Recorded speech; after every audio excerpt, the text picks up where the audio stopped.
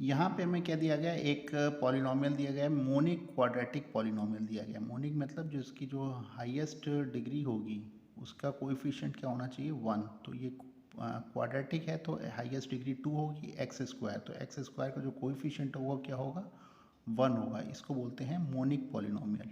ठीक है, तो मोनिक क्वाड्रेटिक पॉलिनोमियल दिया गया है। अगर हम x की जगह -1 पुट कर देंगे तो ये क्या हो जाएगा, 0 हो जाएगा, यानी कि ये इसका एक फैक्टर है। ठीक है, अब हमें वैल्यू पता करनी है।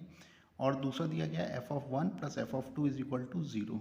ठीक, हमें वैल्यू पता लगानी है f(8/5) की वैल्यू क्या होगी। तो हमने क्वाड्रेटिक पॉलिनोमियल मान लिया, ये 2 डिग्री की होगी, ax² + bx + c।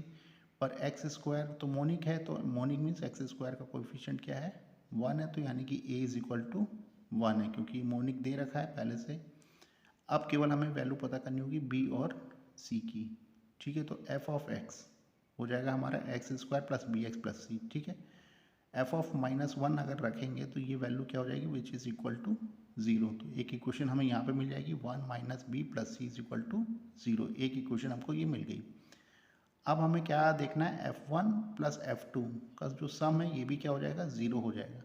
तो हमने क्या निकाला, f(1) की वैल्यू यानी x की जगह हमने क्या कर दिया, 1 पुट कर दिया, f(2) में x की जगह 2 पुट कर दिया और इस इक्वेशन को सॉल्व कर दिया।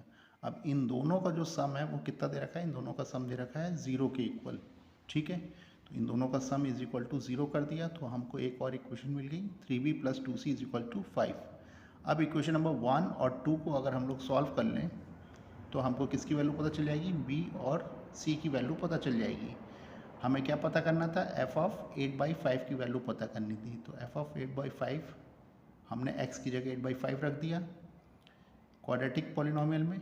ठीक है, मोनिक क्वाड्रेटिक पॉलिनोमियल में वैल्यू रख दी और फिर उसके बाद हमने क्या करा, b की भी वैल्यू रख दी और c की भी वैल्यू पुट कर दी और इस इक्वेशन को सॉल्व कर दिया। तो हमको क्या मिल गया, विच इज़ इक्वल टू 0। तो इसका आंसर क्या हो जाएगा, 0 हो जाएगा। ठीक है, थैंक यू।